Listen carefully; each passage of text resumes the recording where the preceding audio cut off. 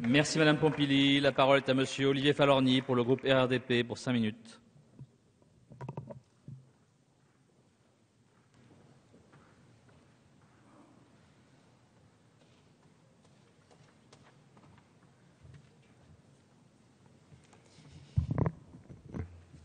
Monsieur le Président, Messieurs les ministres, Madame la ministre, Monsieur le Président de la Commission, Mesdames les rapporteurs, le 19 mars dernier, lors de l'adoption en première lecture du projet de loi sur la refondation de l'école de la République, j'exprimais toute la fierté du groupe de RDP et notre conviction profonde de vivre un moment important de notre législature. Aujourd'hui, nous sommes appelés à nous prononcer sur la traduction budgétaire d'une ambition, une ambition noble, mais qui résonne aussi comme une urgence.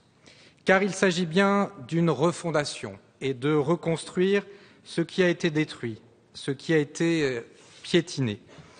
80 000 postes supprimés entre 2007 et 2012, la pédagogie kidnappée avec la suppression de la formation des personnels enseignants et non enseignants, des personnels à qui jamais pourtant l'on a cessé de demander toujours plus, inculquer des connaissances, mais aussi se substituer aux services sociaux, aux psychologues ou à la famille. Voire à la police, en dénonçant, chacun s'en souvient hélas, les enfants potentiellement à risque pour la société, et ce dès le plus jeune âge. Voilà ce que nous a laissé l'ère Fillon-Sarkozy, une politique irresponsable, désinvolte et coupable, parce que propice à diviser plutôt qu'à rassembler, une politique que le budget pour 2014 va enfin stopper. Pas moins de 15,9% du budget est consacré à l'école. 64,8 milliards d'euros, une augmentation de 1,2% par rapport au budget 2013.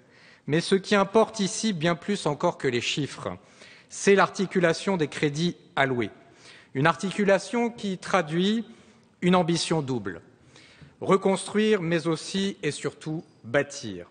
Ainsi, en 2014, près de 874 millions d'euros de crédits seront consacrés à la formation des personnels enseignants des établissements scolaires des premiers et seconds degrés. Le travail de sape du précédent quinquennat est désormais révolu et la pédagogie va pouvoir se retrouver au cœur du métier d'enseignant, une place qu'elle n'aurait jamais dû quitter. Mais au-delà du rétablissement d'une formation des professeurs avec la création des écoles supérieures du professorat et de l'enseignement, c'est également le contenu des enseignements qui a été revu, avec notamment la réintroduction de l'enseignement de la morale laïque à l'école. Le triomphe de l'esprit laïque, écrivait Ferdinand Buisson, c'est de réunir les enfants de toutes les églises pour leur faire commencer la vie dans une atmosphère de paix, de confiance et de sérénité. Il est urgent, aujourd'hui sans doute plus que jamais, de donner aux citoyens de demain des armes pour faire reculer les poussées extrémistes qui gangrènent aujourd'hui notre société. Ces armes sont la connaissance, la curiosité, l'acquisition de l'esprit critique et la volonté de découvrir toutes les richesses de la diversité culturelle. Je voudrais insister ici sur l'espoir que représente la réaffirmation de la laïcité et des valeurs de la République à l'école.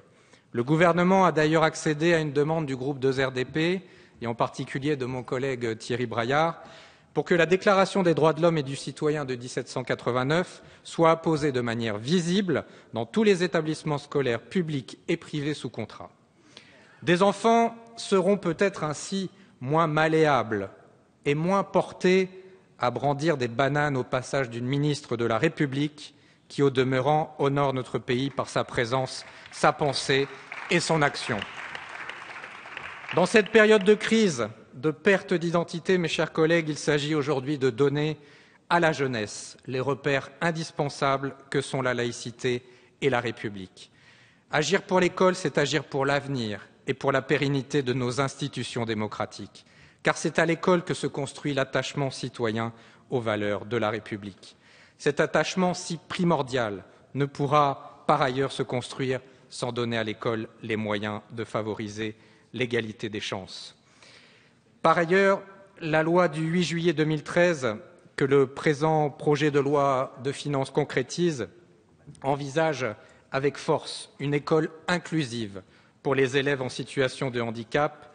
Plus de 709 millions d'euros de crédits sont ainsi débloqués contre 580 millions inscrits au PLF pour 2013.